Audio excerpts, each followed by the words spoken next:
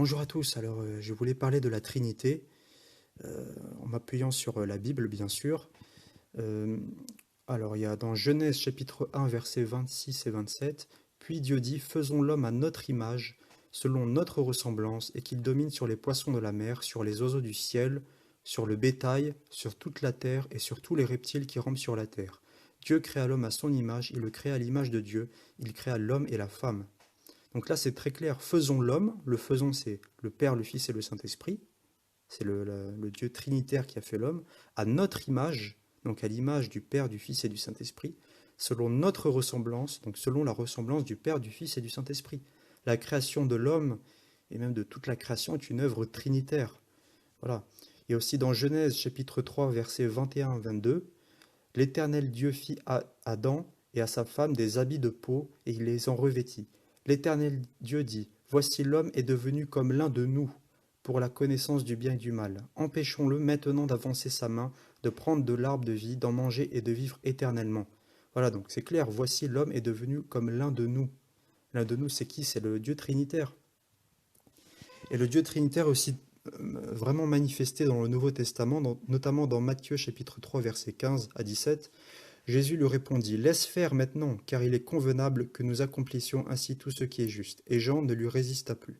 Dès que Jésus eut été baptisé, il sortit de l'eau, et voici les cieux s'ouvrirent, et il vit l'Esprit de Dieu descendre comme une colombe et venir sur lui. Et voici une voix fit entendre des cieux ces paroles. Celui-ci est mon Fils bien-aimé, en qui j'ai mis toute mon affection. Donc là, c'est clair, on voit Jésus qui se fait baptiser, le Saint-Esprit qui descend sur lui, et Dieu le Père qui fait entendre sa voix depuis le ciel. Voilà, donc il n'y a pas une seule personne, il y a trois personnes en Dieu. C'est très important de le comprendre. Il faut comprendre vraiment la doctrine de la Trinité parce que c'est elle qui résume, si vous voulez, qui est Dieu. Voilà, qui est Dieu dans sa personne. Il y a aussi Hébreux chapitre 1, verset 8. C'est dit, mais il a dit au Fils, ton trône, ô Dieu, est éternel. Le sceptre de ton règne est un sceptre d'équité. C'est fou, voilà, c'est clair. Là, on voit vraiment une distinction entre Dieu le Père et Dieu le Fils.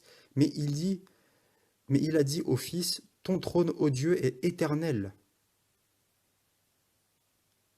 Regardez, verset 9 aussi. Tu as aimé la justice et tu as haï l'iniquité. C'est pourquoi, ô Dieu, ton Dieu t'a oint d'une huile de joie au-dessus de tes égaux. C'est-à-dire que Dieu le Père a oint Dieu le Fils. On voit la distinction dans ces deux versets. Vous comprenez? Donc voilà, il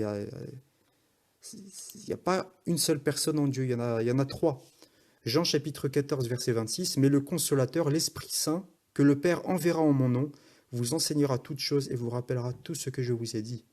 Vous voyez, donc là c'est Jésus qui parle du consolateur, de la troisième personne de la Trinité qui viendra sur les disciples et qui sera envoyé par le Père, la première personne.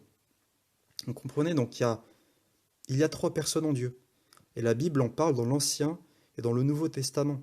C'est le Dieu trinitaire qui a fait l'être humain, c'est le Dieu trinitaire qui a accompli la rédemption, c'est le Père qui a prédestiné ses élus, c'est le Fils qui a accompli le salut, et c'est le Saint-Esprit qui applique le salut. Vous comprenez? Donc voilà, c'est une œuvre trinitaire. Toute la création, tout ce qui arrive est une œuvre trinitaire. Voilà. Donc là, les quelques versets que je vous ai lus sont très clairs. Trois personnes en un seul Dieu. Soyez bénis, au revoir.